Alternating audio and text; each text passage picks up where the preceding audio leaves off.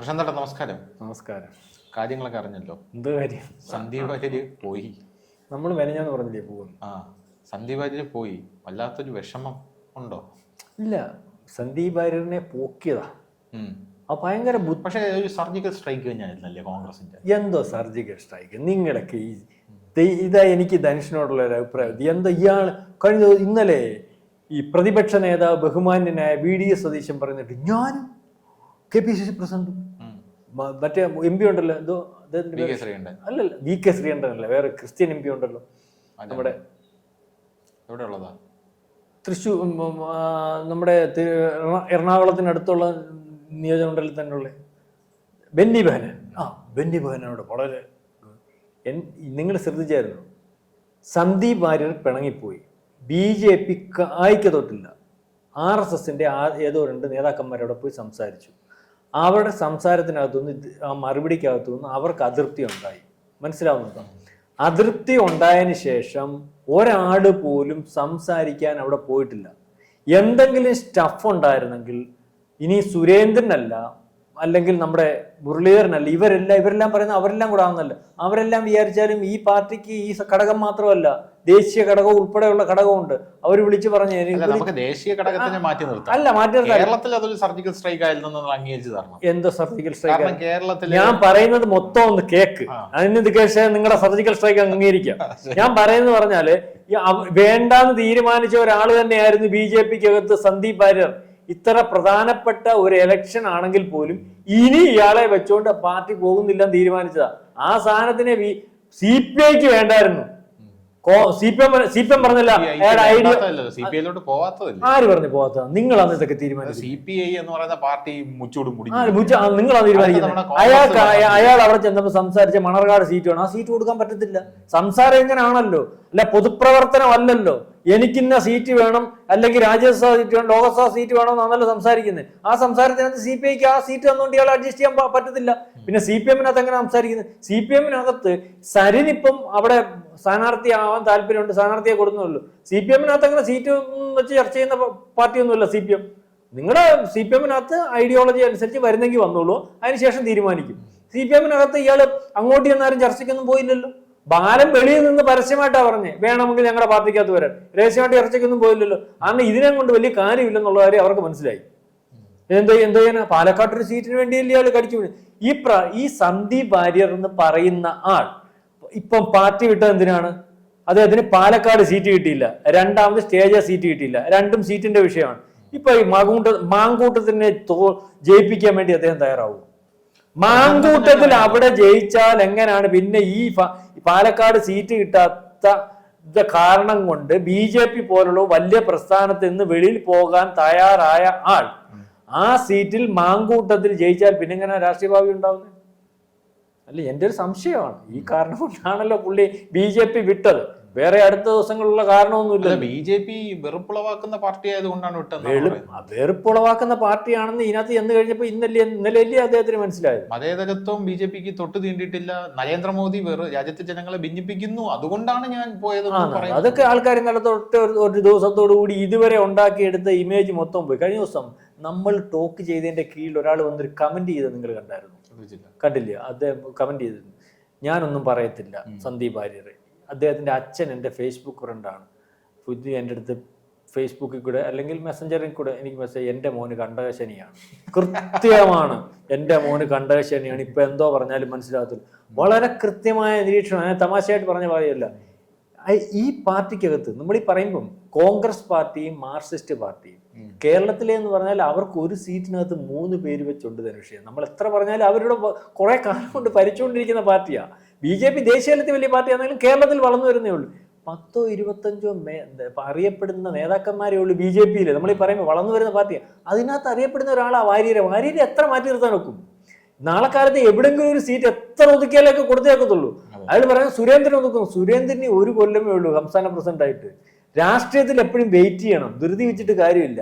ഇയാള് പിന്നെ ഇയാളെ ഇന്നലത്തെ പത്രസമ്മേളനത്തോടു കൂടി എനിക്ക് ഇയാളോടുള്ള ഇതുകൂടെ പോയി. കാരണം ഇന്നലെ അയാൾ ഇങ്ങോട്ട് വന്നിട്ട് ഒരു കക്ഷി അയാൾക്ക് പാർട്ടി വിടുന്നൊന്നും തെറ്റൊന്നുമല്ല, ഞാൻ പറയുന്നില്ല. എന്നും അയാൾ പാർട്ടി വിട്ടിട്ട് ഇങ്ങോട്ട് വന്നിട്ട് ഉടനെ നരേന്ദ്രമോദിയുടെ പുറത്തോട്ട് കയറുന്നതും അല്ലെങ്കിൽ മതേതരത്വം ഇല്ലാത്ത പാർട്ടി, ഇയാൾ ഇന്നലെ ഇയാൾക്ക് അറിയത്തില്ല, ഇയാൾ ഇള്ളപ്പൊച്ചാന്നോ 5 വയസ്സുള്ള ഇല്ലാത്ത പാർട്ടിയാണെന്നും വെറുപ്പിന്റെ കടയാണ് അവിടെ എന്നൊക്കെ പറഞ്ഞാൽ ഇയാളെ BJP ഗുണമേ ചെയ്യത്തുള്ളൂ. തൃശ്ശൂർ ഇയാളുടെ പോക്ക് സംശയമൊന്നുമില്ല കാര്യത്തിൽ എഴുതി വെച്ചു. പാലക്കാട് ഗുണമേ ചെയ്യത്തുള്ളൂ. കാരണം ഇയാളെ പോലെ ഒരുത്തനെ എത്രയും പെട്ടെന്ന് വെളിയിൽ കളയണമെന്ന് ഇയാളോട് ഇഷ്ടമുള്ളവർ കൂടി ഇന്നലത്തോടു കൂടി തീരുമാനിച്ചു. കാരണം ഇയാള് എന്തിനാണ് പാർട്ടിക്കകത്ത് നിന്നെന്നുള്ള കാര്യം വളരെ കൃത്യമായിട്ട് അയാൾ തന്നെ അങ്ങ് പറഞ്ഞല്ലോ. കാരണം സീറ്റിന് വേണ്ടിയാണ്. അല്ലെങ്കിൽ ഇപ്പൊ കോൺഗ്രസ് വന്നപ്പോ സന്ദീപ് വാര്യർ പറഞ്ഞിരിക്കുന്നത് സ്ഥാനം മോഹിച്ചല്ല. ആര് പറഞ്ഞ സ്ഥാനം മോഹിച്ചല്ലെന്ന്? അതിനകത്ത് എന്നപ്പോഴും ഈ പുള്ളി ഇതാ പറഞ്ഞത്, സ്ഥാനം മോഹിച്ചല്ല. ആ സ്ഥാനം കിട്ടുകയും ചെയ്യും. അതിനകത്ത് ഓളക്കം കൊണ്ട് തന്നെ തിരുന്നാ മതി. കാരണം പുള്ളി സ്നേഹത്തിന്റെ കടയിലെ ഓളക്കം കൊണ്ടിരിക്കേണ്ടി വരണം. വരുന്നതിനെ അടിച്ചിടണം മണ്ടില്ലേ അതിനകത്ത്. അല്ലെങ്കിൽ എങ്ങനെ രക്ഷപ്പെടുന്നേ പറഞ്ഞ് വരുന്നതിനെ അടിച്ചിട്ട് ഇന്നലെ തന്നെ മുരളി കേരളം കയറി ഉടക്കി അത്താഴം ഉണ്ണാൻ വരുന്ന കൊള്ള ഉള്ളവന് യാപ്പാട് ഇതിനകത്തില്ലെന്ന് പുള്ളി അതാ പറഞ്ഞത്. അത്താഴം ഉണ്ണാനൊക്കെ വരുന്ന കൊള്ള ഉള്ളവന് യാപ്പാടില്ല. സീറ്റ് കൊടുക്കൂ. ഏതാ? ഒരു പാലവും അവന് കിട്ടത്തില്ല. ഈ ഇലക്ഷന് മുമ്പ് ഇലക്ഷൻ കഴിഞ്ഞായിരുന്നെങ്കിൽ ഒരു പാർട്ടിയും സന്ദീപ് വാര്യനെ എടുക്കത്തില്ലായിരുന്നു. കാരണം സന്ദീപ് വാര്യർ എന്ന് പറയുന്ന ആൾ 5 പൈസയുടെ ജോലി ചെയ്യാതെ രാഷ്ട്രീയ പ്രവർത്തനത്തിന് ഭാഗ്യവാനാണ് ഇതുവരെ. ഇപ്പൊ അച്ഛൻ പറഞ്ഞ പോലെ കണ്ട ശനിയുണ്ട്. എന്താ ഗൾഫിൽ പോയി പണിയെടുത്താലും വീടുകാരന് വേണ്ടിയാ. ആ ഗൾഫിലെ പണിയെക്കാട്ടിൽ പ്രയോജനപ്പെടുന്ന ഒരു പണിയാണ് ഇനി ഇവിടെ കിട്ടാൻ പോകുന്നത്. അത് BJPക്കകത്ത് നിന്ന് നേടിയെടുക്കാമെന്ന് പറഞ്ഞുകൊണ്ടാ പുള്ളി നിന്നത്. പുള്ളി ഇത് പെട്ടെന്ന് വേണം. അതൊക്കെ നല്ല പണിയാണല്ലോ. ഞാൻ ഇത് പറഞ്ഞ പോലെ MLA ആയാലും MP ആയാലും ഒക്കെ നല്ല പണിയാണല്ലോ. ഈ ഭാഗ്യവാനല്ലേ? കാരണം ഈ ഓരോ ആൾക്കാർ പറയുന്നത് ഞാൻ കഴിഞ്ഞ ദിവസം കേട്ടു, BJPക്ക് ഇനി ഒരു 15 കൊല്ലത്തേക്ക് വേറെ ഒരാളിനെ കിട്ടുമോ ഇതുപോലെ വളർത്തി. BJP ഇവനെ വ്യക്തമാക്കിയിട്ട് ദേശീയ കൗൺസിൽ അംഗം BJPയുടെ ദേശീയ കൗൺസിൽ അംഗം ശിവരാജൻ പറഞ്ഞിട്ടുണ്ട് സന്ദീപ് വാര്യർ പോയത് വലിയ നഷ്ടമാണ്, അറിഞ്ഞില്ലെങ്കിൽ തടയാമായിരുന്നു. അപ്പൊ പാർട്ടിക്ക് നഷ്ടം തന്നെയാണ് സന്ദീപ് വാര്യർ. പാർട്ടിക്ക് ഇപ്പൊ ഒരാൾ പോയാലും നഷ്ടമില്ലേ? അതിലിപ്പോ ആര് പോയാലും നഷ്ടമില്ലേ?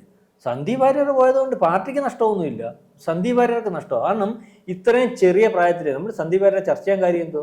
സന്ദീപ് വാര്യർ എന്തോ ജോലി CPM-യോ BJP ചെയ്തിട്ട് അയാൾ ചാനൽ ചർച്ച മാത്രമേ ഉള്ളൂ. ഒരു സമരം നയിക്കുന്ന ഞാൻ കണ്ടിട്ടില്ല. മുദ്രാവാക്യം പിടിച്ചോണ്ട് പോകുന്ന കണ്ടിട്ടുണ്ടോ? ഇല്ല. അയാൾ ചാനൽ ചർച്ചയിൽ മാത്രം കയറിയിരുന്നു. എന്നിട്ടും ആ പാർട്ടി അത്ര അനുവദിച്ചില്ല. ധനുഷേ, ചാനൽ ചർച്ചയിൽ അഭിപ്രായം പറയാൻ പാർട്ടിയെ മാറ്റി നിർത്തി അഭിപ്രായം പറയുമോ?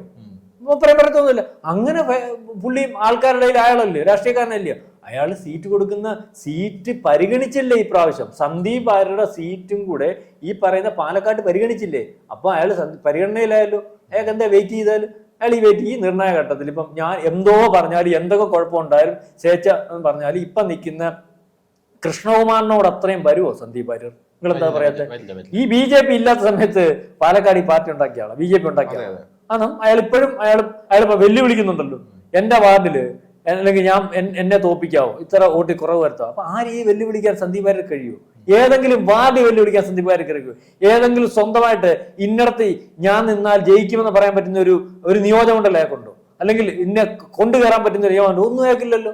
അയാൾക്ക് ഈ ന്യായമല്ലേ ഉള്ളല്ലോ. ഈ കേരളത്തിൽ എവിടെ വേണേലും മത്സരിക്കും. കാരണം പുള്ളിക്ക് എവിടെ നിന്നാലും ഒരുപോലെ ഉള്ളൂ. പുള്ളിക്ക് സ്വന്തമായിട്ട് അല്ലെങ്കിൽ സ്വാധീനമുള്ള ഒരു മണ്ഡലമൊന്നുമില്ല. അങ്ങനെയുള്ളവൻ എവിടെ വേണേലും നിൽക്കാവും. മനസ്സിലാവുന്നുണ്ടോ? അങ്ങനത്തെ ഒരാൾ. അപ്പൊ ഈ പാർട്ടിക്കകത്ത്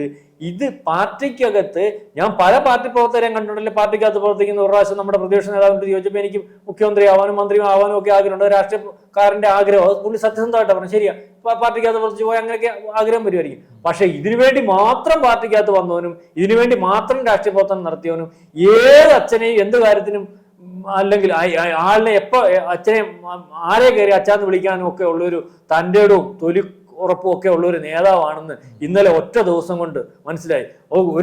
നിങ്ങൾ കണ്ടായിരുന്നല്ലോ, മാധ്യമപ്രവർത്തനം ചോദിച്ചില്ലേ, നിങ്ങൾ എന്താ കോൺഗ്രസ് ഇന്ത്യയിലുള്ള എല്ലാവരുടെയും DNA കോൺഗ്രസ് ആണ്. ഞാൻ എന്റെ നെഞ്ചത്തം കൈവച്ചു പോയി. അയ്യോ, എനിക്കറിയാം, നിങ്ങൾക്ക് സത്യമായിരിക്കും, എനിക്കറിയത്തില്ല. എന്റെ DNA എന്നും എന്റെ അച്ഛൻ കോൺഗ്രസ് ആയിരുന്നു, ഞാൻ അറിയാൻ വയ്യാത്ത സ്വാതന്ത്ര്യ സമരം നേടിത്തന്നത് കോൺഗ്രസ് ആണെന്നും വേറെ ചില കാര്യങ്ങൾ കാര്യങ്ങൾ പഠിപ്പിച്ചു വരുമ്പോഴും ചരിത്രം അതിനെക്കാട്ടി കൂടുതൽ പുറകോട്ട് പോകുമ്പോഴും അതിനുശേഷം ഇവർ ചെയ്തു വെച്ചിട്ടുള്ള കാര്യങ്ങളും ഇപ്പൊ ഇന്ത്യക്ക് വേണ്ടി ചെയ്തുകൊണ്ടിരിക്കുന്ന കാര്യങ്ങളും ഒക്കെ നോക്കുമ്പോൾ എന്റെ DNA എന്തായാലും കോൺഗ്രസിന്റെ DNA ആവാൻ എനിക്ക് ആഗ്രഹമില്ല. ധനുഷ്, മനസ്സിലാവുന്നുണ്ടോ? സന്ദീപ് വാര്യർ DNS കോൺഗ്രസിന്റെ DNA ആണെന്നുള്ള കാര്യം അല്ലെങ്കിൽ രാജ്യവിരുദ്ധരുടെ DNA ആണെന്നുള്ള കാര്യം വളരെ കൃത്യമായിട്ട് ഇന്നലെ ഒറ്റ ദിവസം കൊണ്ട് നമുക്ക് മനസ്സിലായത്. ഇന്ത്യയിൽ ഇരിക്കുന്ന എല്ലാവരുടെയും DNA കോൺഗ്രസിന്റെ ആണെന്ന് സന്ദീപ് വാര്യർക്ക് തോന്നും. നിങ്ങൾക്കറിയാം വേലുത്തമ്പി ദളവ എന്ന് പറയുന്ന ഒരാളുണ്ട്. മണ്ണടിയിൽ വെച്ച് ബ്രിട്ടീഷുകാര് സ്വയം കുത്തി മരിക്കേണ്ടി വന്ന ഒരു മനുഷ്യൻ, ധീരദേശാഭിമാനി വേലുത്തമ്പി ദളവ. സന്ദീപ് വാര്യരുടെ കാര്യം പറയുമ്പോൾ ഞാനൊരു കാര്യം പറയാം. അദ്ദേഹത്തെ മണ്ണടിയിൽ വെച്ച് അദ്ദേഹം ഒളിച്ചു താമസിക്കുകയാണ്. അദ്ദേഹത്തെ കൊല്ലാൻ ശ്രമിച്ച സമയത്ത് അദ്ദേഹത്തെ ഒറ്റിയൊരു കഥയുണ്ട്. കാരണം അദ്ദേഹം ഇന്നടത്തായിരിക്കുന്ന നന്ന് ഒരു രാജാവ്, നമ്മുടെ ഈ കാര്യസ്ഥനായിട്ട് വരുന്ന ഒരാളുണ്ടല്ലോ, കാര്യസ്ഥന്റെ രാജ അല്ലെങ്കിൽ അന്നത്തെ കാര്യസ്ഥന്റെ മകനാണ് ഒറ്റുന്നത്. അവസാനം ഈ മകനാ ഒറ്റിയെന്ന് വെളിയിൽ വന്നു കഴിയുമ്പോൾ തന്ത വീട്ടിൽ വന്നിട്ട് ഭാര്യയുടെ ചോക്കലിന് ഒറ്റയടി ഒറ്റ കൊടുക്കും. ആരുടെ മോനാടി ചോദിക്കും. സത്യം നടന്ന കഥ, ഇത് എൻ്റെ അച്ഛൻ പറഞ്ഞിട്ടുള്ള കഥയാണ്. ആളുടെ മകനാടി എന്ന് ചോദിച്ചു. ഇയാളുടെ മകനാണെന്നും പറഞ്ഞുകൊണ്ട് അയാൾ വളർത്തി വലുതാക്കിയ ആളാണ് ഈ രണ്ടുപേരുടെ മകൻ എന്ന് പറഞ്ഞ് വളർത്തി വലുതാക്കിയ ആളാണ് ഈ വേലുത്തമ്പിയെ ഒറ്റുന്നത്. അവസാനം അതുവരെ അയാൾക്ക് സംശയമില്ലാതെ ഈ വേലുത്തമ്പിയെ ഒറ്റത് സ്വന്തം മകനാണെന്ന് കണ്ട് വീട്ടിൽ വന്ന് ഭാര്യയുടെ ചെവിക്കല്ലിനെ തടിക്കും. അത് അടിച്ച് ചോദിക്കും ആരുടെ മോനാന്ന് ചോദിക്കും. പറയും വേലക്കാരന്റെ മോനാന്ന് പറയും. പറയുന്നത് മനസ്സിലാവുണ്ടോ? ഈ വേലുത്തമ്പി ദളവയെ ഒറ്റ ആ കാര്യസ്ഥൻ പറയുന്നത് എന്റെ മകനാണെങ്കിൽ ഒറ്റത്തില്ല. മനസ്സിലാവുന്നുണ്ടോ? അതുപോലത്തെ ഒരു ഒറ്റുകാരന്റെ റോളാണ് ഇന്ന് സന്ദീപ് വാര്യർക്കുള്ളത്. മനസ്സിലാവുന്നുണ്ടോ? കാരണം നിങ്ങൾക്ക് ഈ കഥയിൽ നിന്ന് എല്ലാം മനസ്സിലായി കാണും. അത്രയും പറഞ്ഞുകൊണ്ട് ഞാൻ നിർത്തുന്നു. കൂടുതൽ വാർത്തകളും വിശേഷങ്ങളും നിങ്ങളിലേക്ക് എത്താൻ ABC മലയാളം സബ്സ്ക്രൈബ് ചെയ്യുക, ബെൽ ബട്ടണും അമർത്തുക.